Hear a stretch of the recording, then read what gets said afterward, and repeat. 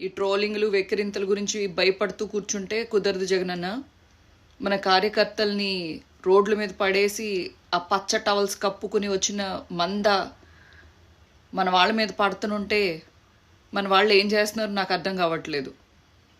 లేదా ఈ రౌడీ రాజ్యంలో ఉండటం కొంతమందికి ప్రాబ్లం అయితే కనుక ఆంధ్ర విడిచి రండి బయటికి, వచ్చిన ప్రాబ్లం ఏం లేదు, టైం వచ్చినప్పుడు చూసుకుందాం. వైఎస్ఆర్సీపీ అంటే రౌడీ రాజ్యం అని చెప్పి ప్రచారాలు చేసి ఈరోజు టీడీపీ అందలం ఎక్కి ఈరోజు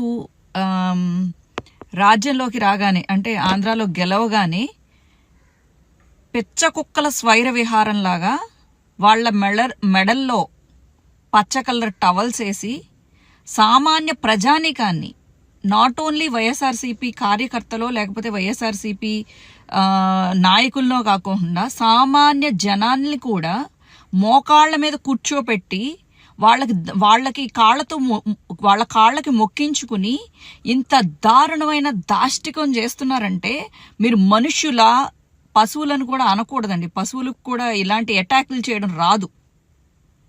మరి రాక్షసులు ఏమన్నా అనాలేమో నాకు తెలియట్లేదు.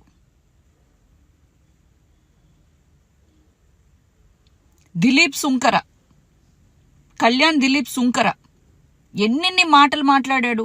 చివరాఖరికి ఎలక్షన్స్ ముందు ఆయనకి ఏం అర్థమైందో తెలియదు కానీ టీడీపీ గురించి అలాగే జనసేన గురించి ఆయన పెద్దగా ఇష్టపడినట్టయితే ఆయన వీడియోలో నాకు అర్థమైంది. ఆయన రియలైజ్ అయ్యాడు. ఓకే, మహాసేన రాజేష్ అతనికి ఎన్ని ఆశలు చూపించి తెలుగుదేశం పార్టీలో జాయిన్ చేసుకుని మహాసేన రాజేష్ని ఎన్ని రకాలుగా తిట్టించారు అంటే మీ పార్టీలో జాయిన్ అవ్వకముందు తిట్టాడు, మీ పార్టీలో జాయిన్ అయిన తర్వాత ఇంకా రెట్టింపు ఉత్సాహంతో మళ్ళీ తిట్టాడు.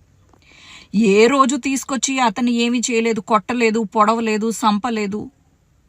అలాగే అనూష ఉండవల్లి, అలాగే గాయత్రి అనే ఆవిడ భారతీ గారిని అనకూడని మాటలు, అనకూడని తిట్లు, జగనన్నని అనుకూడని మాటలు స్వాతిరెడ్డి అనే ఆవిడతో ఒక ఫేక్ అకౌంట్ క్రియేట్ చేసి, ఆవిడ పేరు శ్వేతా చౌదరి,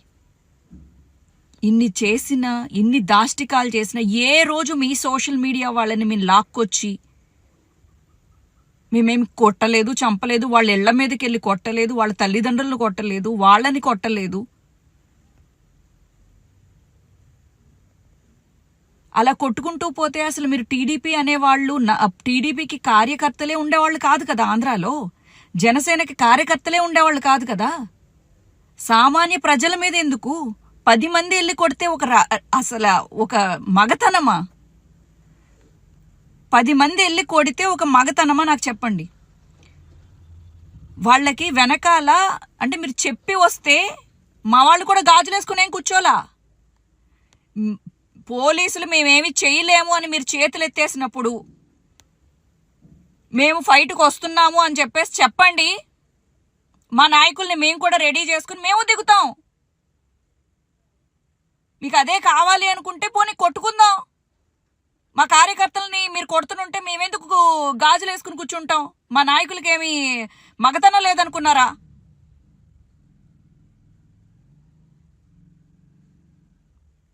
జెండాలు పట్టుకున్న మనుషుల మీద, కార్యకర్తల మీద మీ ప్రతాపాలు.